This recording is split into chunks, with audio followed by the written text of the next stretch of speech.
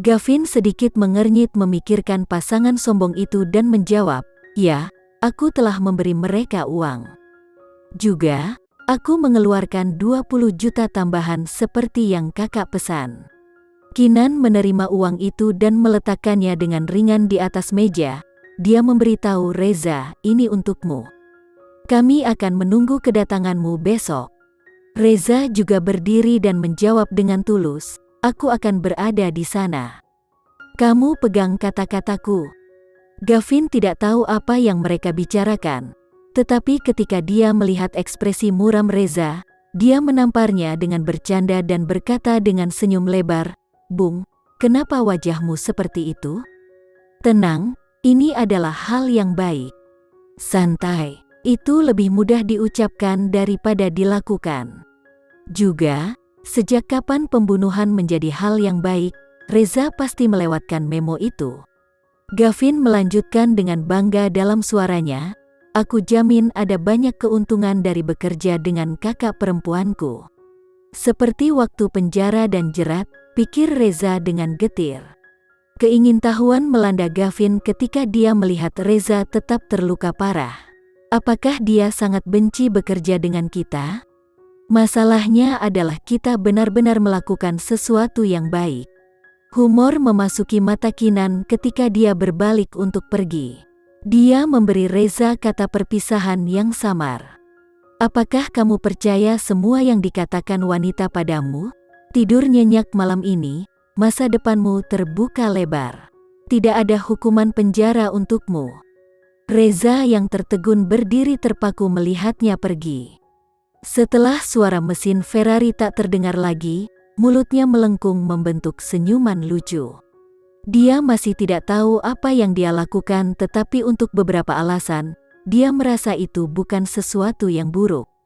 Seperti yang dikatakan pria itu, mereka akan melakukan beberapa hal baik. Reza menatap uang yang tersisa di mejanya dan hatinya kacau balau.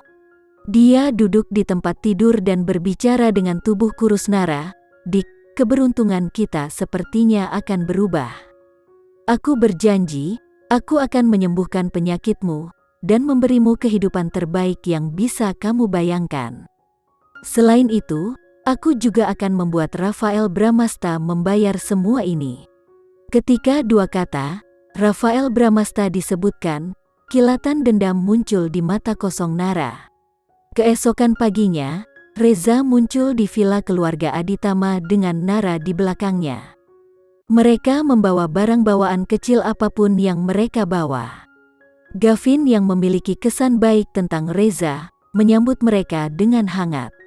Hendra mengharapkan lebih banyak teman di sekitar rumah, jadi dia juga menyambut mereka dengan tangan terbuka. Dia memiliki gagasan yang samar bahwa beberapa dari mereka merencanakan sesuatu yang besar, tetapi dia tidak begitu yakin apa itu. Kinan mengatur kamar sendiri untuk mereka. Villa itu terlalu besar untuk mereka bertiga, jadi ada banyak kamar kosong untuk ditempati. "Kamu dan saudara perempuanmu dipersilakan untuk tinggal di sini, sampai kamu menemukan rumah yang kamu sukai," kata Kinan sambil mengantar mereka ke kamar mereka. Kamar memiliki jendela Prancis yang membuka ke balkon, karpet mewah, dan semua fasilitas dasar. Reza tidak bisa menahan diri untuk tidak berlinang air mata. Ini adalah pertama kalinya dia tinggal di ruangan seperti itu.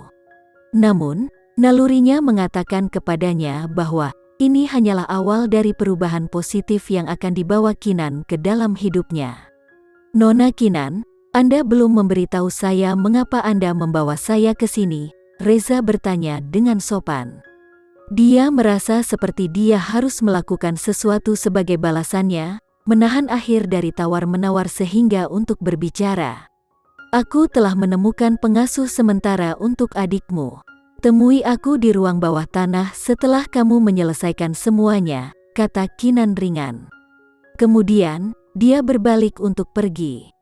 Reza menelan terima kasih yang ada di ujung lidahnya. Kata-kata hanya akan merendahkan kesempatan itu, karena dia tahu apa yang diinginkan Kinan bukanlah penghargaannya, melainkan kolaborasinya. Setelah mengucapkan selamat tinggal pada saudara perempuannya, Reza bergegas ke ruang bawah tanah.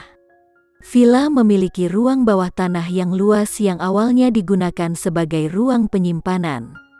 Setelah Kinan mereklamasi rumah, dia membersihkan sampah dan mengubahnya menjadi ruang kerja. Ketika Reza mendorong pintu ruang bawah tanah, dia dikejutkan oleh pemandangan yang terbentang di hadapannya. Ruang bawah tanah yang cukup terang dipenuhi dengan komputer dan aksesorinya. Beberapa komputer lebih tinggi dari dirinya. Hampir setiap model di pasar dapat ditemukan di ruang bawah tanah itu. Setiap komputer sedang berjalan dan layarnya menunjukkan kode yang dia kenal dan dia takuti. Kinan dan Gavin duduk mengelilingi meja kayu yang diletakkan di tengah ruangan, mendiskusikan setumpuk dokumen yang ada di antara mereka berdua. Ketika Kinan melihatnya, dia berkata, "Ayo bergabung dengan kami akan mempercepatmu." Reza pulih dari keterkejutannya, berjalan mendekat, dan duduk di seberang meja dari mereka berdua. Kinan memberikannya sebuah dokumen binder dan menjelaskan dengan jelas apa rencananya. "Saat ini, Gavin dan aku sedang menulis perangkat lunak manajer PC yang akan menggabungkan fungsi antivirus, keamanan internet, defragmentasi data, dan sejenisnya. Ini dia proposal kita. Lihatlah dan jika tidak ada pertanyaan, aku akan memberikan tugasmu sebentar lagi dan pekerjaanmu akan dimulai hari ini." Reza menatap tercengang pada map yang ada di tangannya. Tidak pernah dalam sejuta tahun dia bisa menebak kerjasama yang dibicarakan Kinan adalah membuatnya menjadi insinyur perangkat lunaknya. Kemudian lagi, ini adalah satu-satunya hal yang sedikit dia kuasai. Tetapi, Nona Kinan, ada programmer yang lebih baik di luar sana. Mengapa Anda menginginkan saya untuk pekerjaan ini? Saya tidak berpikir saya akan menjadi ahli dalam hal itu. Gavin mencoba meyakinkannya sebaliknya, "Saudara Reza, kamu terlalu rendah hati. Kamu adalah pencipta asli untuk King Kong Internet Security. Perangkat lunak yang mengesankan itu saja membuktikan betapa bagusnya kamu dalam pekerjaanmu. Jadi, jangan merendahkan dirimu sendiri seperti itu."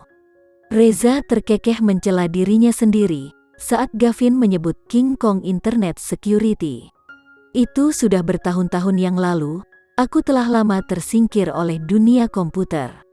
Kinan menyimpulkan sambil tersenyum, "Fakta bahwa aku bersedia melalui semua masalah untuk menemukanmu berarti bahwa aku percaya kamu memilikinya dalam dirimu.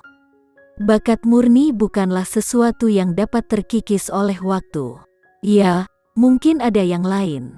Programmer yang lebih baik di luar sana, tetapi aku membutuhkan orang yang berani melawan Rafael. Kamu berniat menggunakan software ini untuk mengalahkan King Kong Internet Security. Bukan memukul, tapi menghancurkan," ucap Kinan dengan paksa. Reza menatap Kinan seolah dia gila.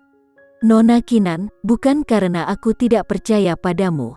Tetapi keamanan internet King Kong yang ada di pasaran telah diciptakan kembali dan ditingkatkan selama bertahun-tahun. Ini bukan lagi perangkat lunak yang sama dengan yang aku buat.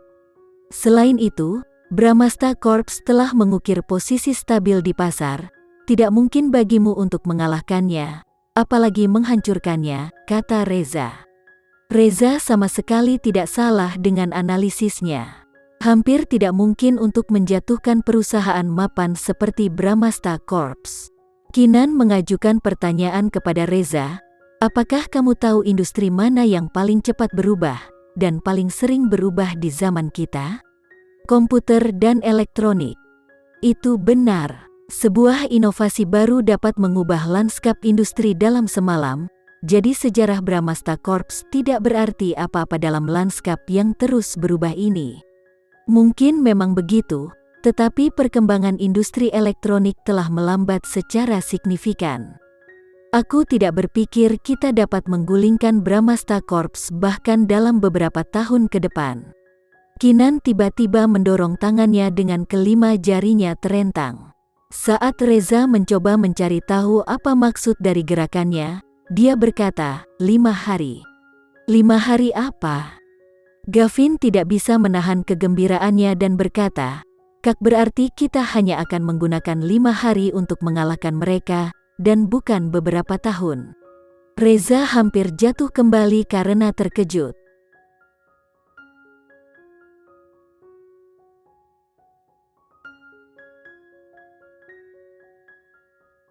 Sekian dulu ya video kali ini, kita lanjutkan lagi videonya di lain waktu. Oh iya, bagaimana menurut kalian? Semoga bisa sedikit menghibur kalian semua.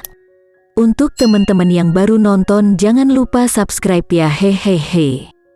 Dan kalau teman-teman ada yang ingin gabung langganan, bisa langsung gabung saja untuk dapat fitur yang menarik dan sedikit membantu Mimin. Terima kasih banyak sudah menonton, sampai jumpa lagi, bye.